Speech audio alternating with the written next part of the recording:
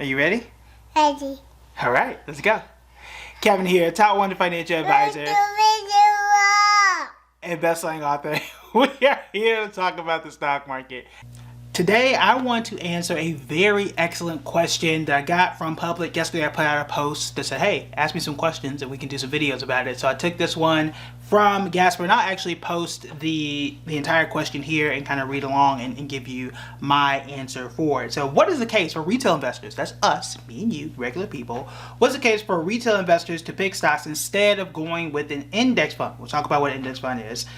Other than the point that you may want greater exposure to a specific value or dividend stock or growth or value stock like Apple, maybe I'm looking for a better dividend like ExxonMobil, that's XOM, or maybe more defensive stocks like a Costco or Walmart. Other than that, why not just go with an index fund and call it a day?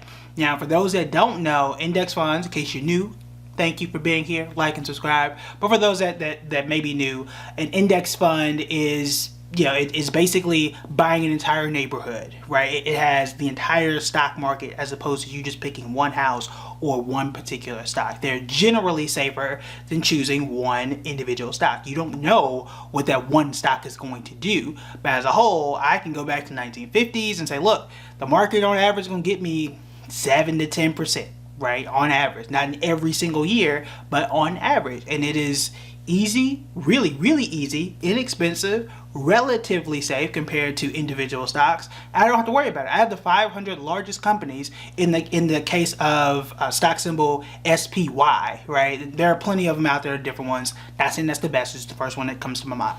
But I got the biggest 500 companies.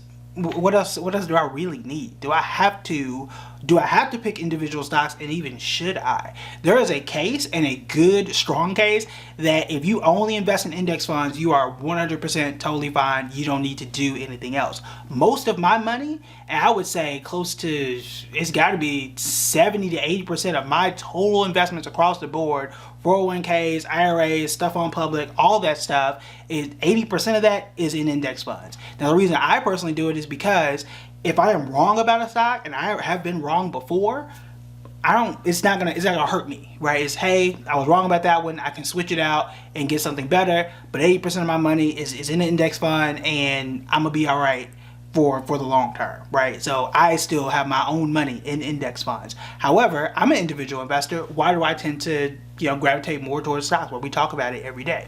Here are a few reasons, at least for me. One is individual investors, contrary to popular belief, and I know somebody's going to argue with me, and that's totally fine. I fight on the internet. But you actually can beat the market if you are a long-term investor and you're buying and holding quality companies. So yesterday I gave y'all the 10 most valuable companies, right? If we just took 5 out of those lists, and I'm not going to choose the 5 that I know are better, like Nvidia, right? But if I was just kind of pick and choose 5 from that top 10 from yesterday, and let's say I bought them 10 years ago and absolutely held them, I'll put that graph here in just a second. But if I did the 5 in this example, let's say I took 5 stocks and put 20% of my money in each, right? So, I've got 20% in each one of them, so $1,000 split it by 5, boom, right? So let's say I did Apple, Microsoft, I'm looking here, Berkshire Hathaway, United Healthcare, and Johnson & Johnson. Now, Johnson & Johnson and United Healthcare aren't known to be like super tech growth companies, so I kind of want to even it out, because again, I could put Nvidia and Facebook here, and the numbers would have been ridiculous. So I wanted to even it out. But again, Apple, Microsoft, Berkshire Hathaway, United Healthcare, and Johnson & Johnson. If I did that by itself, you can see here on the graph that I would have made over the past 10 years, 24%. A $10,000 investment in 2012 and left it completely alone until March of 2022 would be $97,600. If I said I'm going to put that $10,000 into an S&P 500 index fund, SPY, and do absolutely nothing with it, that's the red line here, that would have had $43,501. We're talking what, $56,000 difference. Same $10,000, but if I had decided to put all of that into just those 5 stocks, my wealth would have exploded. In fact, it would more than doubled. That is the reason that most people are adamant about investing in individual stocks, and why some people are very gung-ho about it. Now, the problem, the question is, can individual retail investors, us, regular people, stick to something for 10 years? That depends, right? That, a bunch of stuttering. So it depends. I can, right? Now, I may make some tweaks every now and then, but y'all have heard me say, I'm not selling a Microsoft. I'm probably not ever selling Google or Apple, right? There are some core positions I'm just hold on to them, right? So the question is going to be, in times like this, when the stock market is down for the year so far, people who were around and investing in 2020, people who were around and investing in 2008, that's going to tell you a lot. Most people are not going to be able to hold 5 stocks, 10 stocks, 15 stocks, whatever number that's going to be for the long term. And those people should definitely be more in index funds. First off, I think index funds are for everybody, okay? I have index funds. I'm definitely not anti-index funds, but that is the allure. That is the draw to individual stocks, and why so many people still want to do it. When we talk about those headline stats like this one that say that 90% don't beat the index in terms of active managers, people that went to Ivy League schools and got degrees and CFAs and CFPs and all these letters behind their name, if they can't do it and they went to school for that stuff multiple times, why is it that me, a regular person, can't beat that? The reason is, for them, they have to pay fees, right? Because they're packaging these ETFs together, they're packaging these funds, and those funds and fees are passed down to investors. So if they made 10%, but they paid, or we paid 1%, then it brings it down. That's one reason. When you look at the data and you take out the fees, a lot of those active managers, a lot of these now I'm not gonna say hedge funds per se, but a lot of these funds do better than the market over the long term.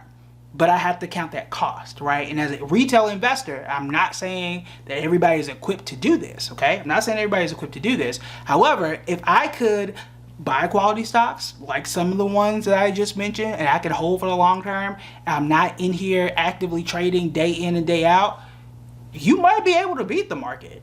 It's not popular to say, but it is possible. I mean, had you held Tesla for the last 5, 10 years, you'd be really rich right now, and that's not the most difficult thing to do. Now, I'm not going to tell you that is the smartest thing to do, because putting all your eggs in one basket is not safe and is not smart, but it is doable. It is something that you can do, even though I probably would not recommend that, okay? So that is my reason. That's my reason, as someone who's been around the market for a while, why I tend to see people still at least look at individual stocks outside of defense and outside of better dividends, because I'm sure ExxonMobil and Costco, they're probably gonna pay a better dividend than a general index fund. But people are looking for better returns. That's the one reason that I hold the stocks I do hold, because I think I got my baseline, I got my little 80% or whatever it's going to be in an index fund. Can I get just a little bit more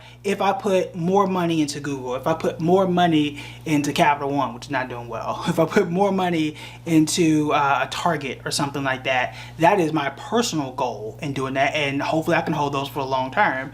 And I make my little tweaks every 6 months, every year or so, but the goal here is to get them and hold them for forever if possible, right? So, and it may take some practice to get that right. It may take a few cycles of the market to get that right. So I may hold on to Target and then just switch out 1 or 2 other stocks until I get that core, let's say 10 or 15 that I'm gonna ride with for forever. Would be the ultimate goal. We'll see if that happens, because the market is always going to change and favor some stocks more than others. So again, that is the reason why people try to do it. Some people on the internet say that it's absolutely futile to try and beat the S&P 500.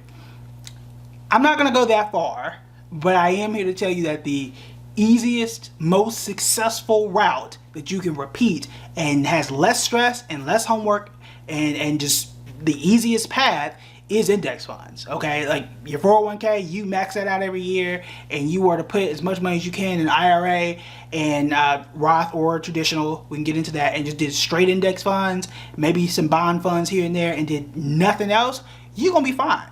For those of us who want to try and overachieve and want to try to do a bit more, then we're gonna have to do some research, right? Like, you might want to have to read how well Tesla is doing. You might have to go and read some reports and look at charts and understand what stocks work best for you and which ones you want to hold on to. Like, when I sit down and do these videos, and this video is getting long, but when I sit down and do these videos, I have to go and read why Costco is doing X, Y, and Z. I have to go and read and figure out why banks aren't doing well and why it may be best to pivot to insurance.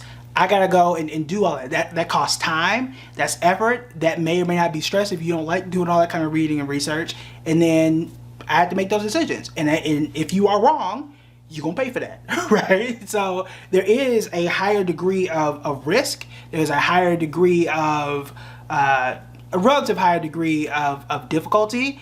And based on some of the numbers, not all, some of the numbers, there's a higher reward. Like, had I chose, and this is a big if, right? I just graduated college. I wish I had bought and held all these. I didn't have no money back then. And there wasn't a public and a fractional shares and all that stuff back in 2012, at least for me. But in either case, had I done that, and if I had $10,000, but even if you had 1,000, the results would be proportionally the same. I could have had twice as much more, right? Even more than what I would have had in index funds. So the allure is, if I can choose quality, and these are all ifs, right?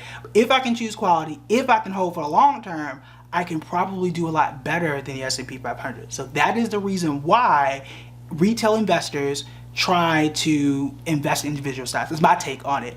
Now, everybody don't invest in quality, okay? They don't. This is why I think I have a job in teaching people about the stock market, because everybody don't choose quality. Some people be choosing some absolutely trash companies and don't be reading nothing. So I try to help people, you know, if they want to go in individual stocks, try and help you figure out what might work for you and educate you and help you to be a better investor. If you want to go to index funds, that's totally fine. We talk about ETFs and index funds all the time.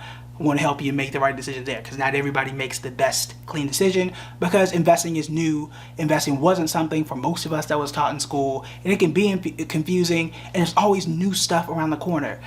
The metaverse, Web3, NFTs, all this stuff coming out that makes everything, it really just rewrites all the rules from the stuff you learned like 5 years ago.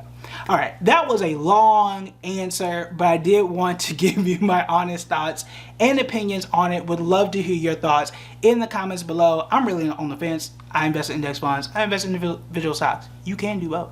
But that is it for me. I would love to hear your thoughts and comments. Make sure you like, subscribe, and do all those things in the comment section and right below this video. All right, that's it for me. I'll talk to you later. Bye.